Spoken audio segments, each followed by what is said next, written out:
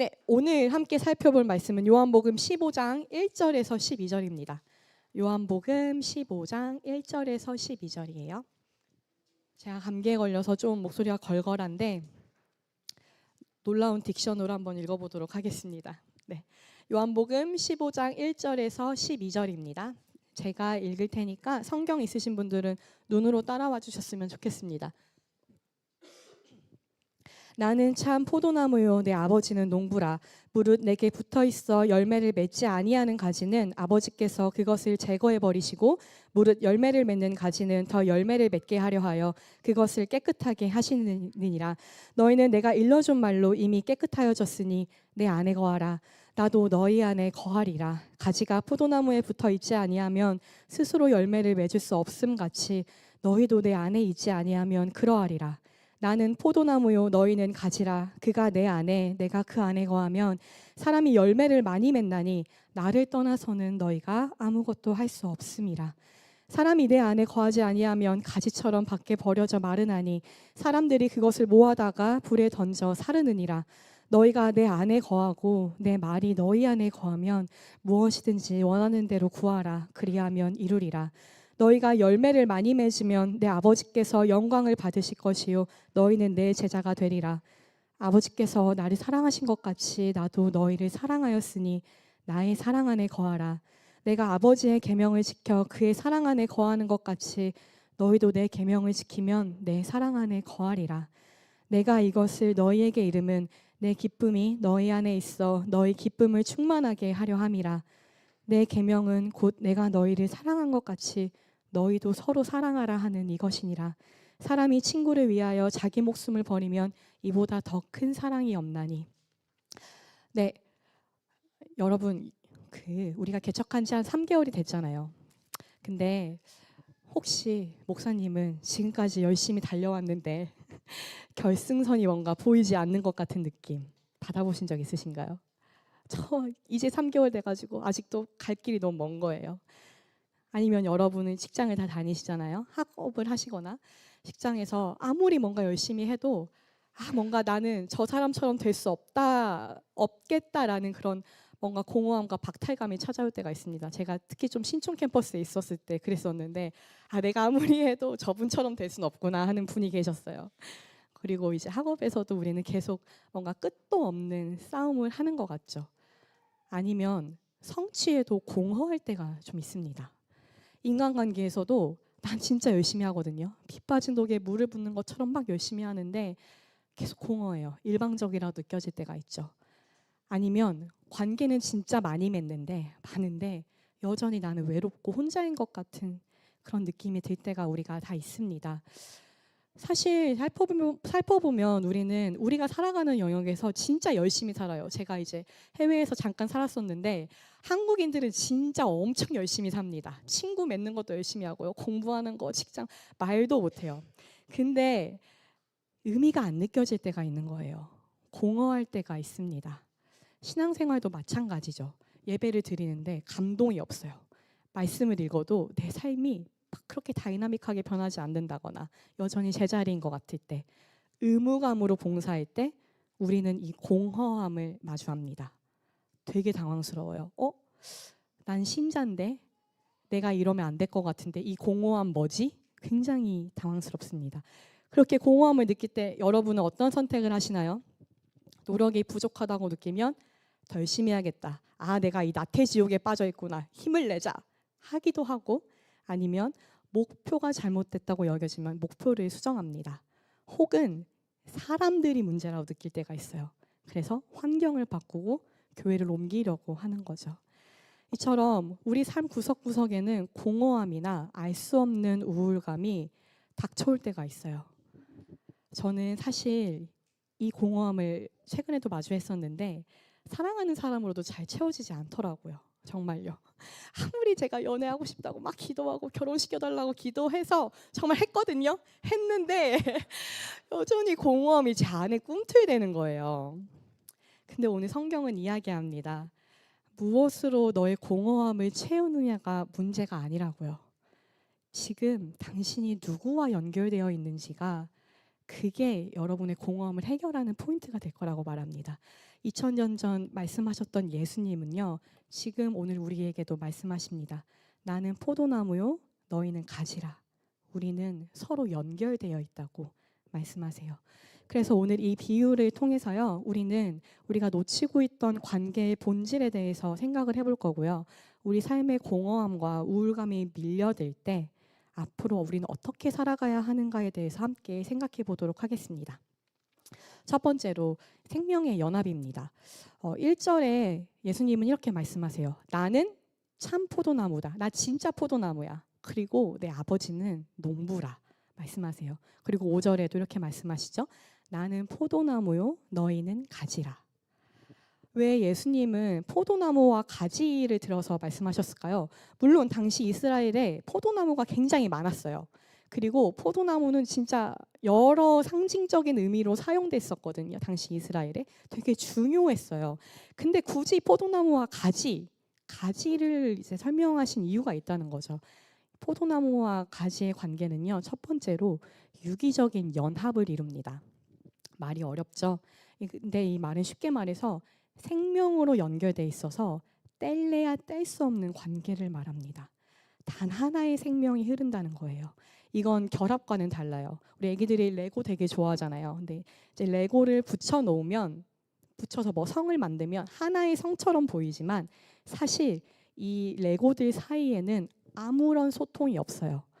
시간이 지나서 한쪽 블록의 색이 한쪽으로 뭐 전염된다거나 옮겨가지 않는다는 거죠. 우리는 이 레고를 보고 연합이라고 하지 않습니다. 단지 결합됐다, 접착됐다라고 하죠. 반면에 유기적인 연합은요, 생명이 연결되어 흐르는 것을 말합니다. 우리 몸의 손가락과 팔을 볼게요. 손가락은요, 팔에 이제 유기적으로 붙어 있습니다. 이 심장에서 만들어져서 펌핑되는 피는 우리 손가락 끝까지 흘러요. 그리고 뇌의 명령은 이 신경을 타서 손가락을 움직이게 하죠. 이게 바로 유기적인 연합입니다. 생명이 흐르고 흘러서 공유되는 상태. 가지들은요, 포도나무로부터 하나의 생명을 얻습니다. 그리고 포도나무는 가지들을 통해서 열매를 맺는 거죠.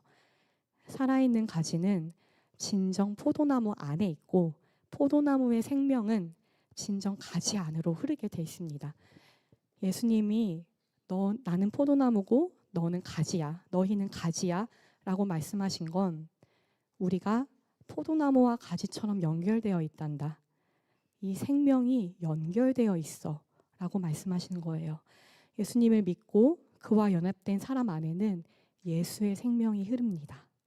죽을 수밖에 없었던 죄인들, 우리 안에는 이제 예수의 생명이 흘러서 그와 꼭 붙어서 연결되어 살아가야 하는 거죠. 그리고 포도나무와 가지의 관계는 두 번째로 가지가 완전히 의존하는 관계입니다. 가지가 포도나무에서 잘리면 봤을 때 땅에 떨어져 있는 가지를 봤을 때 겉모습은 사실 멀쩡해 보이죠. 그렇지만 생물학적으로는 죽은 상태입니다. 가지가 포도나무에 떨어질 수가 없는 거예요. 가지는 포도나무에 전적으로 의존한 존재입니다. 우리 한번 가지한테 물어볼까요? 얘 가지야, 가지야. 너 언제 포도나무에 의존하니? 그러면 가지가 뭐라고 대답할까요? 저요? 잘 모르겠는데요. 그냥 항상 붙어 있는데요. 쉬는 시간이 없어요. 저는 그냥 늘 포도나무에 딱 붙어 있어요. 라고 말할 거예요. 이처럼 가지는 24시간 내내 포도나무를 의존해요. 잠시도 떨어질 수 없습니다. 가지는 포도나무를 변함없이 믿어야 하고요. 끊임없이 의지해야 합니다. 매 순간 그 생명을 흡수함으로써 딱 붙어 있어야 돼요. 이처럼 예수님이 나는 포도나무고 너희는 가지다라고 말할 때 가지가 포도나무에게 의존하듯 너희도 나를 의존하렴. 나를 끊임없이 믿고 변함없이 믿고 계속 의지하고 나의 생명을 받아 누리렴 이라는 의미로 예수님께서 포도나무와 가지의 관계를 빌어서 말씀하신 겁니다. 정리해 보자면 너희는 포도나무요. 너희는 가지고, 그러니까 나는 포도나무고 너희는 가지라는 이 말씀은 결국 우리가 누구인가를 말씀해 주시는 거예요. 가지인 우리는 땅에 떨어져 있을 때까지는 죽은 상태였습니다. 그러나 포도나무에 접붙여지면 생명이, 예수의 생명이 우리 안에 흘러서 들어옵니다. 살아있는 것처럼 보였으나 실제로 죽었던, 생명 없이 죽어있던 우리는 예수 그리스도를 믿음으로 그와 연결될 때, 연합될 때 비로소 포도나무의 가지가 되고 포도나무의 생명이 흘러 우리 안에 들어오게 되는 거죠. 예수님은 지금 우리에게 말씀하세요. 너희는 내 안에 꼭 붙어 있어라. 내게 꼭 붙어 있어라. 나와는 단 한순간도 떨어지지 마. 너희는 나를 떠나서는 아무것도 할 수 없다. 내 안에 거하라. 너희가 하는 모든 노력들, 나 대신에 너희가 세워놓고 바라보고 달려갔던 그것들은 나 예수를 떠나서는 모두 공허한 결과만 줄 것이다 라고 말씀하시는 겁니다. 그리고 가지가 그렇게 포도나무를 떠나서는 열매를 맺을 수 없듯이 나를 떠나서는 너희가 열매를 맺을 수 없을 거야 라고 말씀하십니다. 그런데 제가 이제 여기까지 준비하다가 갑자기 그냥 질문 하나가 드는 거예요. 되게 기본적이고 기초적인 질문이라고 할 수 있는데 왜 연합일까요? 여러분 왜 예수님은 굳이 연합이라는 방식으로 우리한테 생명을 연결해서 주시는 걸까요? 신앙생활을 오래 하신 분들 여기 계시잖아요. 한번 생각을 해보세요.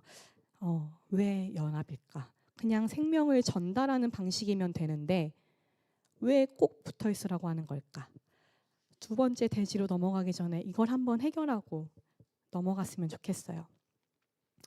왜 예수님은 생명을 전달하지 않고 꼭 붙어 있으라고 할까요? 나랑 눈 마주친 그대요. 네. 사실 생명은요, 우리는 생명을 얻는다라고 생각을 하면 보통 일종의 신기한 힘이나 막 능력이 우리 안에 이렇게 막 뾰로롱 들어와가지고 뭔가 하루를 살아가고 뭔가 그 HP가 채워지듯 살아간다고 느낄 때가 많은 것 같아요. 근데 예수님께서 이렇게 말씀하십니다. 요한복음 14장 6절에서요. 예수께서 이르시되 내가 곧 길이요 진리요 생명이니. 예수님 스스로가 생명이라고 말씀하세요. 예수 자체, 나 스스로가 생명이다. 그러니 생명을 갖는다는 건 우리가 예수님을 얻는다는 것입니다. 우리는 예수 그리스도를 믿음으로 예수의 생명을 얻고 그와 관계를 맺는 자들이에요. 함께 있는 자들, 연합된 자들. 이제 더 이상 내가 사는 것이 아니라 내 안에 계신 그리스도께서 삽니다. 지금 우리가 살아가는 건 우리를 너무나도 사랑하셔서 자신을 내어주신 그 하나님의 아들을 믿는 믿음으로 살아가는 것이란 거죠. 이게 꼭 붙어 있으라는 이유입니다. 예수님은 그 자신을 우리에게 주셨어요. 단순히 생명을 주고 끝이 아닙니다. 사실 생명을 전달받고 뭔가 이 생명을 그 일회성으로 받았다면 우리는 이걸 잃을까 봐 항상 불안하고 두려웠을 거예요. 훨씬 더 공허하고 무서워했을 거예요. 그런데 이제 예수님께서 말씀하십니다. 내가 너 안에 있고 너가 내 안에 있다. 이 생명이 너의 안에 흐른다. 그러니까 같이 살아가자고 말씀하십니다. 같이 살아가자. 너희는 나를 떠나서는 아무것도 할 수 없다고요.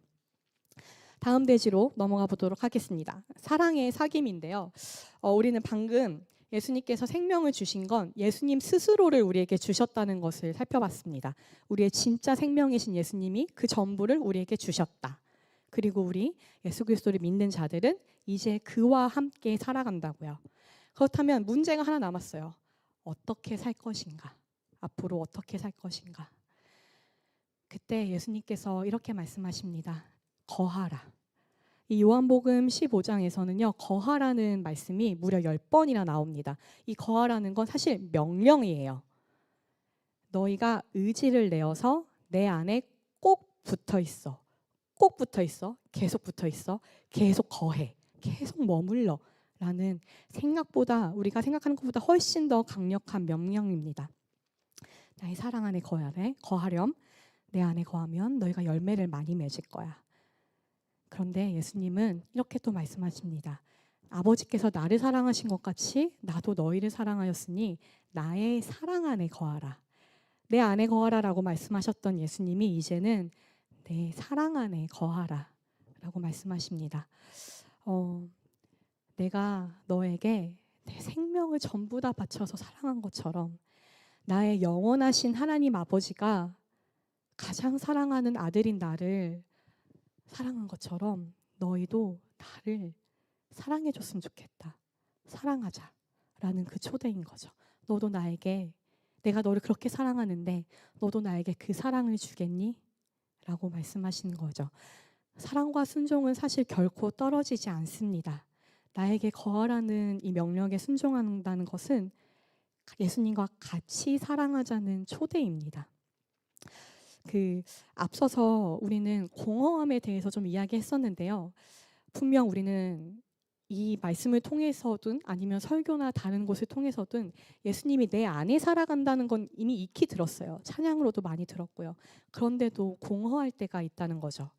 아무래도 좀 제 이야기를 하는 게 좋겠는데, 제가 뭐 앞절에도 웃으면서 말했지만 제가 진짜 오랜 시간 동안 좋은 믿음의 형제를 만나게 해달라고 진짜 간절하게 기도했었거든요. 진짜 저를 아시는 분들이라면 제가 맨날 이걸 기도 제목으로 냈었다는 걸 아세요. 근데 이 기다림이 생각보다 엄청 힘에 부쳤어요. 너무 힘들었어요. 그래서 제가 결혼한다고 했을 때 제 이제 친한 친구들은 울었어요. 하나님의 은혜라고. 그 정도로. 그래서 제가 작년에 2월에 교제를 시작해서 11월에 결혼을 해내는 엄청난 순적함을 이제 이루었어요. 하나님께서 제 기도를 다 들어주셨거든요. 진짜 놀랍게 세밀하게 다 들어주신 거예요. 근데 연애를 할 때도 좀 느꼈던 거고 결혼을 하고 나니까도 좀 느끼는 건데 막상 그렇게 행복하지가 않더라고요. 막 싸운다는 게 아니고요. 저희 막 불행하다는 게 아니라 이게 막 뭔가 어딘가 공허했다는 의미. 또 저희 말 잘못하면 큰일 나는데 저희 안 싸워요. 사이가 되게 좋은데도 공허한 거예요. 이 사람과 함께하는 매일이 너무 좋은데 공허해요. 이게 왜요? 나를 구원하고 지금도 나를 사랑하시는 하나님께도 너무 감사하고 진짜 하나님 내 기도 다 들어주셨구나 너무 감사한데 이게 길게 안 가는 거예요. 그러면서 열심히 사역하고 싶은데 몸과 마음이 잘 따라주지 않는 것도 느껴졌어요. 그래서 이제 생각을 했죠. 내 노력이 너무 부족한가? 내가 너무 부족한 사람인가? 뭐 전도사로서 자격 없는 줄 알고 있었는데 생각보다도 한참 더 자격 미달인가? 막 엄청 고민을 했어요. 내가 지금 목표를 잘못 세웠나? 혹시 잘못 왔나? 막 이러면서 엄청 이제 고민을 했어요. 사실 최근까지도. 그러다가 제 안에 두 가지 문제점을 좀 발견했거든요. 첫 번째가 제 마음이 어느샌가 안락과 돈이 제 주인이 됐더라고요. 전도사가 이렇다니 엄청 비참하죠. 여러분 인간은 진짜 비참한 존재입니다. 제가 결혼을 하니까 안정을 추구하는 거예요. 몸을 사리게 되는 거예요. 신촌에 있을 때는 얘들아 선 넘는 사랑해라 하면서 막 제가 막 선 넘는 사랑을 직접 보여주고 진짜 선 많이 넘고 그랬었거든요. 근데 결혼을 하고 나니까 엄청 굵은 선을 딱 그어놓고 하나님 아니요 여기까지 여기 더 오셔서 제 가정은 건드지 마세요. 어떻게 이뤄낸 가정인데요 하면서 정말 제가 하나님께 선을 긋고 사실 어쩌면 여러분에게도 선을 긋는 사랑을 했더라고요. 그리고 이 가정을 너무 잘 꾸리고 싶다 보니까 막 제 삶에 허리띠를 이제 졸라매는 그런 순간들이 있는데 돈이 금세 제 주인이 되는 거예요. 그때 알았어요. 나 진짜 지금 문제가 있구나. 이건 사실 제 부끄러운 고백이기도 합니다. 그리고 두 번째 문제점은 점점 이러다 보니까 하나님의 마음에서 되게 멀어지는 게 느껴지는 거예요. 최근에 한 친구를 신방했는데 이 친구가 저한테 사역하면서 뭐가 제일 힘들어요, 전도사님? 이렇게 물어보시더라고요. 뭐가 힘들 것 같으세요? 설교 준비하는 것도 진짜 힘들어요. 힘든데 이제 앞에서 설교자로서 준비하면서 제일 힘든 건 뭐냐면 하나님의 마음이 느껴지지가 않을 때, 와닿지가 않을 때, 그놈의 와닿지가 않을 때가 저한테 나올 때, 내 마음이 냉담할 때, 그때 진짜 힘들어요. 제 이야기를 들은 친구가 한마디 하더라고요. 와 진짜 갑갑하겠다. 맞아요. 너무 갑갑했어요. 너무 답답하고 너무 공허하고 죄송했어요. 사실 이 친구를 만나기 전에 제가 답을 찾았거든요. 근데 생각보다 답이 가까이에 있더라고요. 순종에 있었습니다. 나 자신을 드리는 삶. 선을 긋고 하나님 여기서 넘어오지 마세요. 여러분 여기서 더 이상 저에게 선 넘는 사랑을 요구하지 마세요가 아니라 다시 저를 하나님께 드리는 그 삶이 제게 답이었더라고요. 예수님을 믿는 사람들은요, 예수와 연합해서 그의 생명을 얻고 사는 사람들이거든요. 여러분이 원하든 원하지 않든요. 근데 그 예수님과 깊은 교제, 사귐을 누리기 위해서는 순종이 필요합니다. 10절에 이렇게 말해요. 내가 아버지의 계명을 지켜 그의 사랑 안에 거하는 것 같이 너희도 내 계명을 지키면 내 사랑 안에 거하리라. 사실 순종하면 되게 우리한테 알레르기 반응을 일으켜요. 막 괜히 율법주의자 된 것 같고 이렇게 해야만 구원을 받는 것 같고. 근데 예수님은 그렇게 말씀하시지 않으세요. 내가 아버지를 사랑해서 순종한 것처럼 너희도 나를 사랑해서 순종하라고 말씀하시는 거죠. 예수님은 진짜 우리의 순종을 원하세요. 예수님의 계명을 순종함으로써 그 안에 거하기를 간절히 원하십니다. 사실 요한복음 14장에서도 이 이야기를 하거든요. 제가 읽어볼게요. 요한복음 14장 15절입니다. 너희가 나를 사랑하면 나의 계명을 지키리라. 14장 21절은 또 이렇게 말해요. 나의 계명을 지키는 자라야 나를 사랑하는 자니 나를 사랑하는 자는 내 아버지께 사랑을 받을 것이요 나도 그를 사랑하여 그에게 나타내리라.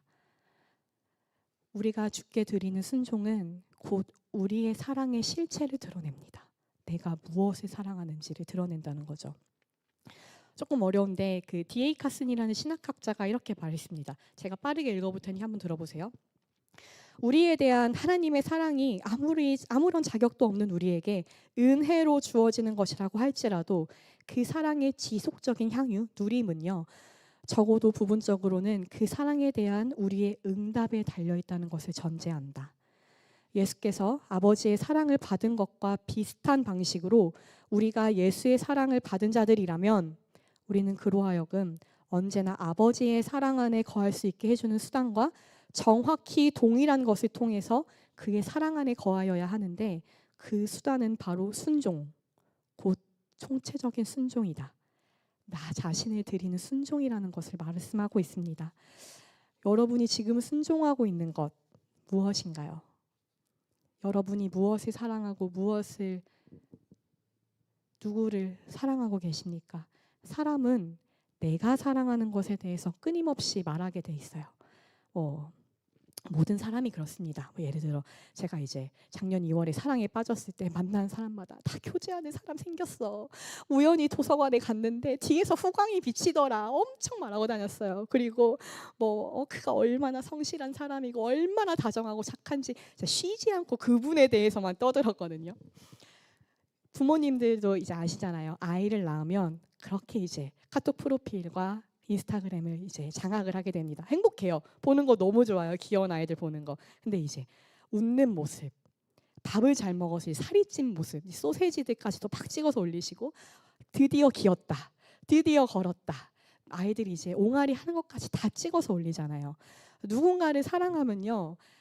이렇게 자랑하고 늘 말을 하는 게 너무 당연한 존재예요. 이제 특히 또 LG 트윈스 팬분들이 계시는 걸로 아는데 이제 야구 시즌이 생각하면 또 입이 아픕니다. 제 같이 사시는 분도 LG 팬이세요. 그래서 늘 이제 이야기하세요. 운전할 때 LG는 지는 방법을 모른다. 말도 안 되는 아니 죄송해요.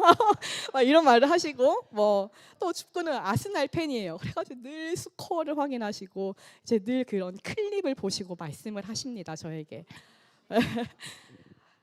늘 그 시선이 가 있어요. 자기 전에 꼭 봐줘야 된대요. 엄청 순종합니다.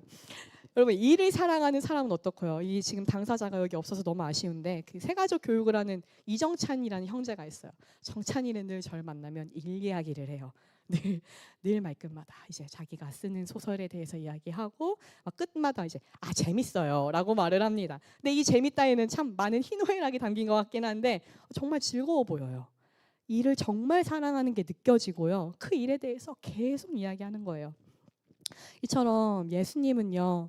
우리 마음에 가득한 걸 우리는 입으로 말한다고 말씀하셨습니다. 여러분이 지금 오늘 가장 많이 이야기한 대상은 무엇인가요? 무엇이 여러분의 마음을 가장 사로잡고 계신가요? 여러분은 그 대상에게 엄청 순종적일 거예요. 이 이야기가 비단 저에게만 해당하는 게 아니에요. 그리스도를 믿는 분들에게도 혹은 그리스도를 믿지 않는 분들에게도 해당하는 이야기입니다. 이제 그리스도를 아직 믿지 않으시는 분들이 계시는 줄 알아요. 근데 이 연합이, 이 사랑이라는 단어가 솔직히 말하면 와닿지가 않는 거죠. 그렇다면 여러분이 공허한 이유를 한번 다시 생각해 봅시다. 내가 나의 공허한 마음을 무엇으로부터 채우려고 했는지요. 여러분이 사랑하고 순종하는 대상에게서 나의 이 공허함을 채우려고 했다면 여러분의 우상은 반드시 여러분을 배신할 겁니다. 그리고 놀랍게도 예수님은요, 우리가 이 순종이라는 단어에 진짜 알레르기를 일으킬 것도 알고 계셨던 것 같아요. 그래서 11절에 이렇게 말씀하십니다. 내가 이것을 말함은 너희 안에 기쁨이 충만하게 하려 함이라. 우리가 그리스도 예수 안에서 하나님의 사랑을 경험하기 전까지는 우리가 영원히 목마르고 덧없는 것들을 추구하는 존재라는 걸 예수님은 알고 계셨어요. 우리가 당신 없이 누리는 이 기쁨 안에는 불완전한 거, 언젠간 반드시 금방 끝나고 말 것인 걸 알고 계셨습니다.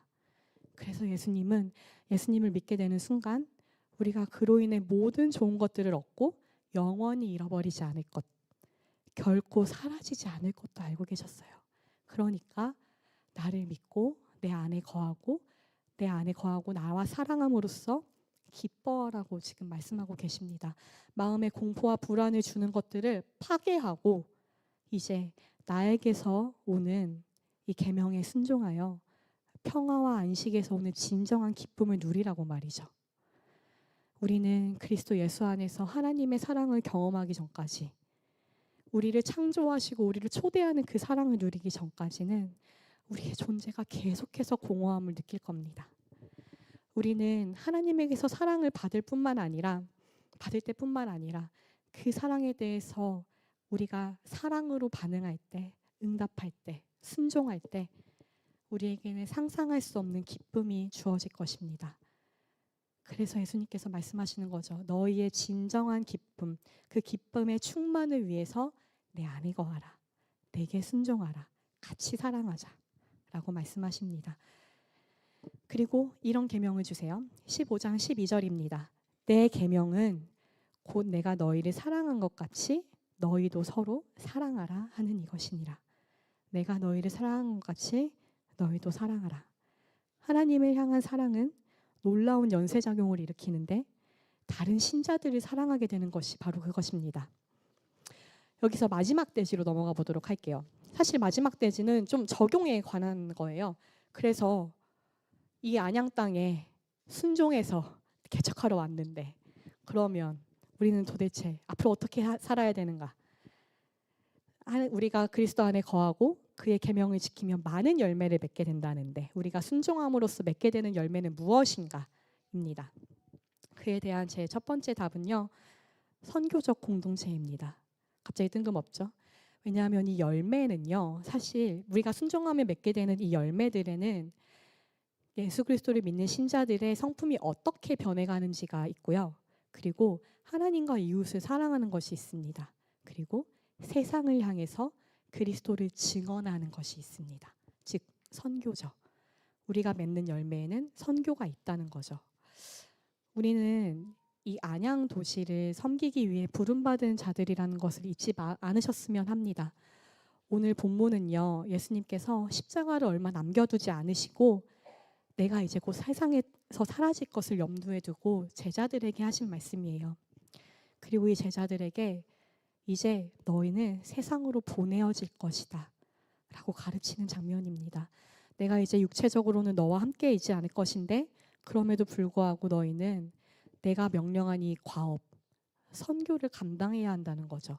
물론 그분은 혼자 두는 분이 아니세요. 우리 안에 거하심으로 함께 하시니까요. 하지만 이 거한다는 게 우리가 생각하는 것처럼 마음을 위로하고 세상을 잊고 평안과 기쁨을 누리자가 아니라요. 이제 가라. 너희는 저 밖으로 나아가라. 선교로 부르시는 명령입니다. 이 선교가 사실 말이 되게 거창해요. 왠지 우리 해외 선교 가야 될 것 같고 막 농촌 선교 가야 될 것 같고 꼭 예수님 믿지 않는 사람을 만나야 될 것 같고 이렇잖아요. 근데 그게 아니라요. 제가 여러분에게 부탁드리고 싶은 바는요. 여러분이 만나는 모든 비그리스도인들의 눈에 최고로 매력적으로 살아주세요. 진짜. 다시 거꾸로 한번 가보도록 할게요. 여러분의 삶에 주님께 순종함으로써 기쁨이 넘쳐 흐른다면요, 여러분을 아는 비그리스도인들의 눈에 그게 진짜 매력적으로 보일 거예요. 그리고 이 기쁨은 나를 사랑하고 나와 연합하신 그리스도께 순종함으로써 오는 겁니다. 내가 그와 연합하고 그를 사랑하고 순종할 때 내 마음의 기쁨이 넘치고, 이게 비그리스도인들 눈에는 신기하게 보이는 거죠. 진짜 이해가 안 가는데 너무 매력적인 거예요. 사실 저만 봐도 그렇습니다. 제가 사실 성품이 그렇게 좋지가 않은 사람이었어요. 약간 뭐 이제 신방할 때는 조금 더 자세하게 이야기하기도 하는데, 제가 약간 꼬아서 생각하는 것도 좀 있고요. 막 나 미워하나? 나 싫어하나? 약간 이렇게 과대하게 해석하는 경우도 있었고, 좀 되게 못됐었어요. 근데 예수님의 말씀이 있잖아요. 내가 너희를 사랑한 것 같이 너희도 나를 사랑하라거나, 이제 그런 말씀들에 계속 순종하는 연습을 했거든요. 신앙생활을 쭉 해오면서 그런 훈련을 해왔던 거죠. 그랬더니 제 성품이 변하는 거예요. 그래서 조금 부끄러운 말이기도 하지만 비그리스도인 친구들에게는 그런 말들도 좀 들었던 것 같아요. 너가 믿는 하나님은 좀 다른 것 같다고요. 내가 교회 다니는 사람들 많이 만나봤지만, 회사나 친구들로서 많이 만나봤지만 너는 좀 다르다. 이렇게 좀 과분한 칭찬을 듣기도 했습니다. 이게 우리가 그리스도의 말씀에 순종하다 보면 사랑스럽게 변해가는 게 사실 교회를 안 다니는 사람들이 더 잘 알아요. 그걸 느낍니다. 그리고 제가 이제 직전 교회에 있을 때 그런 질문을 되게 많이 받았어요. 어떻게 너네는 비신자들이 그렇게 교회를 오는 것 같냐? 이런 질문을 되게 많이 받았는데, 사실 우리가 다 아시는 그분이 유명하신 분이기도 하죠. 그분의 설교가 뭐 좋아서 오는 것도 있겠죠. 근데 비그리스도인들은, 예수님을 모르는 사람들은 설교가 좋다는 이유로 교회 안 가요. 안 갑니다. 전도자가 반드시 그 사이에 있어요. 나를 이 교회로 이끈 그 사람이요. 이 사람, 제가 만난 모든 비그리스도인들이 말하는 대답은 다 그거였어요. 이 사람의 삶이 매력적이래요. 그러니까 내가 만났던 사람들과는 다른 무언가가 있다는 거죠. 그리고 이 사람이 예수님을 믿기 전과 후가 너무 다르다는 거예요. 이게 나를 이 자리로 이끌었다라는 말들을 참 많이 하더라고요. 저는 이게 우리가 만들어내는 선교적 공동체의 핵심이라고 생각합니다. 결국 내가 예수님이 너무 좋아서 그를 믿고 따르면 내 삶의 기쁨이 넘쳐나고, 그리스도를 믿지 않는 사람에게 경험해서 맛보기 전까지 알 수 없는 이 매력을 막 쏟아낸다는 거죠. 그리고 어느 날 누군가 여러분에게 와서 물어볼 거예요. 여러분이 믿는 바에 대해서 물어보겠죠. 그러면 그때 여러분은 예수님을 자랑하시면 됩니다. 그리고 이 교회 안에서는 교회에 방문한 이들에게 웃으면서 다가가서 인사를 건네는 거, 환대하는 거, 말 한마디 먼저 건네주는 거, 그 사람을 진심으로 궁금해하는 거, 이 사람은 도대체 어떤 삶의 스토리를 갖고 있는 걸까? 어떤 역경과 고난을 거쳐서 여기까지 왔을까? 이 사람에 대해서 정말 궁금해하는 게 저는 선교로 보내심을 받은 자들의 삶이라고 생각합니다. 선교가 참 멀리 있지 않는 것 같아요. 물론 저도 직장 생활을 짧게 3년을 해봤지만, 직장에서, 학교에서 이 선교적 마인드로 산다는 게 엄청 어려운 거 알아요. 나를 괴롭히는 그 직장 상사를 어떻게 바라볼 것이며, 나를 치고 올라오는 이 후배는 내가 어떻게 눌러줘야 될 것이며, 뭐 이런 것들. 학교에서 막 나를 괴롭히는 친구들도 있고. 근데 여러분이 먼저 보여주세요. 그리스도를 사랑하고 순종한다면 그분들의 눈에 분명 다른 게 보일 겁니다. 그리고 물어보겠죠. 넌 도대체 뭘 믿고 그렇게 살아가냐고요. 네, 이게 여러분에게 드리고 싶은 첫 번째 적용이었습니다. 그리고 두 번째는 자비와 용서를 베푸는 공동체가 되어주세요. 저는 사실 이 시성교회가 이미 그런 공동체를 지향하고 있고 부단히 노력하고 사랑한다는 것을 아는데요. 그런데 그리스도인들 간에 우리가 서로 사랑할 때요, 드러나는 게 딱 하나 있어요. 바로 그리스도요. 우리가 서로 사랑할 때 우리의 사랑이 드러나는 게 아니라 그리스도가 선명하게 드러납니다. 그리고 그 그리스도께서 다른 사람들을 스스로에게 이끄실 거예요. 그런데 서로 사랑할 때 조건이 하나 있습니다. 이 진짜 어려운 조건인데, 예수님께서 우리를 사랑하신 것 같이 사랑해야 돼요. D.A. 카스는 이렇게 말하거든요. 십자가가 너희 눈에 보이는 것처럼 사랑하라고. 그러니까 예수님께서 우리를 위해 죽으셨잖아요. 서로를 위해 죽을 수 있을 정도로 사랑하라는 명령을 하십니다. 왜냐하면 예수님께서 이미 친구를 위해서 자기 목숨을 버리신 분이기 때문이에요. 요한복음 15장 13절에서 15절은 이렇게 말합니다. 사람이 친구를 위하여 자기 목숨을 버리면 이보다 더 큰 사랑이 없나니 너희는 내가 명하는 대로 행하면 곧 나의 친구라.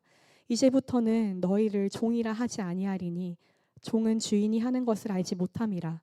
너희를 친구라 하였노니 내가 내 아버지께 들은 것을 다 너희에게 알게 하였음이라. 예수님께서 죄인인 우리를 위해, 죽을 수밖에 없는 우리를 위해 우리를 생명을 주고 친구로 삼기 위해서 자기 목숨을 먼저 버리셨습니다. 그가 이보다 더 큰 사랑을 보여줄 수 없는 그 사랑을 우리에게 눈에 선명하게 보이게 보여주셨습니다. 십자가에서 죽으심으로써요. 예수 그리스도를 믿는 사람들은 더 이상 죄의 종이 아니라 예수님의 친구예요. 예수님이 우리의 친구가 된다는 건 엄청난 빽이 있는 거죠. 세상에서 그렇게 부요하고 세상에서 그렇게 강하고 세상에서 그렇게 나를 사랑하신다는 분이 계신다는 건 나에게 엄청난 빽이 됩니다. 그분이 나의 친구예요. 그리고 이 완전한 친구는요, 우리를 잡고 손을 꽉 잡고 다른 친구한테 인도해요. 그리고 너희 둘 이제 친구해, 서로 사랑해 라고 말씀하십니다. 그러니 여러분, 그리스도께서 우리를 용서하고 자비를 베푸셔서 친구가 되어주셨던 것처럼 우리도 서로에게 자비와 용서를 베푸는 그런 공동체가 되어주시길 바랍니다. 그분이 선명하게 십자가 사랑으로 보여주셨습니다. 그리고 나를 따라오라고 말씀하십니다. 이 사랑을 할 때는요, 우리가 자꾸 의가 올라올 수 있어요. 내가 이 공동체를 얼마나 사랑하고 이 교회를 위해 얼마나 토요일마다 와서 청소를 하고 밥 먹고 남은 거 김밥 정리하고 내가 이 교회의 문화를 잘 세워나가기 위해 얼마나 노력하는지가 자꾸 드러날 때가 있어요. 그런데 예수 그리스도께서 먼저 우리에게 먼저 택하시고 부르셨다는 사실을 기억합시다. 우리의 마음이 우리의 의로 자꾸 채워지려고 할 때면 예수님은 우리에게 말씀하세요. 너희가 나를 택한 것이 아니요 내가 너희를 택하여 세웠나니 라고요. 그래서 우리가 이제 앞으로 포도나무와 가지처럼 예수님 안에 꼭 붙어 있으면서 그분의 말씀에 사랑하고 순종하고 선교적 공동체를 세워가고 서로에게 자비와 용서를 베푸는 친구들이 되어주셨으면 합니다. 그 나를 세상의 빛으로라는 그 찬양을 할 건데요. 왜 이 찬양을 골랐냐면요. 요한복음 8장 12절에서는 예수님께서 이렇게 말씀하세요. 예수께서 또 말씀하여 이르시되 나는 세상의 빛이니 나를 따르는 자는 어둠에 다니지 아니하고 생명의 빛을 얻으리라. 그런데 마태복음 5장 14절에서는 또 이렇게 말합니다. 너희는 세상의 빛이라. 산 위에 있는 동네가 숨겨지지 못할 것이요 이같이 너희 빛이 사람 앞에 비치게 하여 그들로 너희 착한 행실을 보고 하늘에 계신 너희 아버지께 영광을 돌리게 하라. 예수님은 지금 하나님 아버지께 영광 돌리는 그 최고의 존엄의 자리로 우리를 부르십니다. 여러분 세상의 빛이 되어 살아가 주세요. 우리 같이 찬양하도록 하겠습니다.